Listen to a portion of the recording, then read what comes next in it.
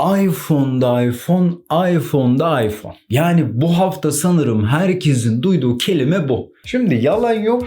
Ben de bir iPhone kullanıcısıyım. Biliyorsunuz geçtiğimiz 9 Eylül'de Apple'ın etkinliği yapıldı ve bir sürü cihaz tanıtıldı. Ama hemen söyleyeyim, ben bir teknoloji inceleme kanalı değilim. İşte bu videoda iPhone 17'nin bataryası nasıl, çipi nasıl, işte özellikleri nasıl falan bunları konuşmayacağız. Bilmeyenler için ben uzman klinik psikolog ve bir psikolojik danışmanım. Bu kanalda psikoloji, hayat, bilim ve sanat üzerine içerikler paylaşıyorum. İşte bu yüzden bugün iPhone'un özelliklerinden değil de bu cihaz bizim için psikolojik olarak ne ifade ediyor? Bunu konuşacağız. Videonun sonunda iPhone 17 almalı mıyım? Bu soruya daha kararlı bir cevap vereceksiniz. Artık telefonlarımız sadece elimizde tuttuğumuz bir alet değil. Bunlar kim olduğumuzun bir uzantısı, karakterimizin bir parçası oldular. Özellikle bu durum yaşadığımız çağla çok alakalı. Çünkü günümüzde sosyal medyalaşmayla birlikte telefonsuz bir hayat düşünemiyoruz. Özellikle pandemiyle de birlikte kişisel markalaşmanın artması ve kendimizi ve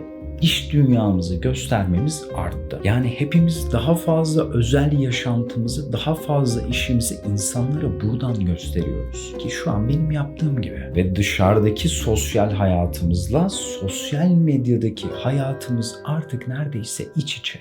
Ve sosyal medyaya erişim işte bunlarla oluyor. Ve haliyle de bu dünyadan kopmamak ve bir şeyler kaçırmamak için hep bunlarla iç içeyiz. Ve bu sebeple telefonlarımız self-extension, yani benliğimizin uzantısı haline geliyor.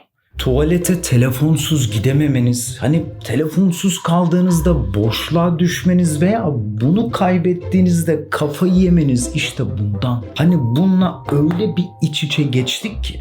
Bakmayın böyle vurduğuma, bu ikinci telefonum bu arada. Benliğimizin parçası olan bu telefonun en son model olması, en yeni özelliklere sahip olmasını istememiz çok doğal.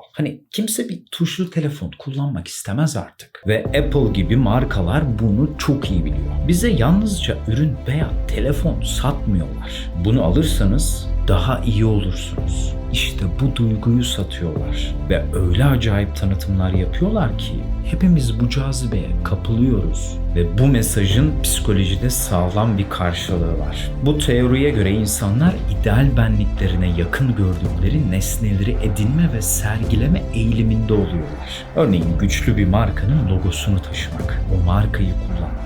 Sanki eksik bir yanımızı tamamlıyormuş hissiyatı sağlıyor. İşte çoğu insan için bir iPhone satın almak teknolojik bir tercihten ziyade ben kimim sorusuna verdiği sembolik bir cevap. Bu arada bu durumu sadece bu döneme özgü olarak düşünmeyin. Sosyalleşmenin olduğu hemen hemen her yerde bu durum yaşandı. Örneğin Antik Roma'da insanların toga kıyafetlerine veya mor renge ulaşmaya çalışması. Orta Çağ ve Rönesans'ta mücevherlerin ve portrelerin statü ve güç göstergesi olması. 18. ve 19. yüzyıl Avrupa'sında özel at arabaların veya yüksek kolonları olan gösterişli balkonlara sahip evlerin "bakın ben şu sınıftanım" mesajını vermesi. Osmanlı ve Doğu kültüründe kumaşın kalitesi, ev kapısındaki işlemeler, kullanılan taş ve ahşapların ailenin gücünü yansıtması gibi. Bugünse aynı şeyi iPhone'la ya da başka bir markayla yapıyoruz. Nesneler değişti ama insanın içindeki boşluğu doldurma ihtiyacı hep aynı kaldı. Bu yüzden iPhone 17 almalı mıyım sorusunu tekrar bir düşünün. Alabilirsiniz bu arada ama neden aldığınız çok önemli.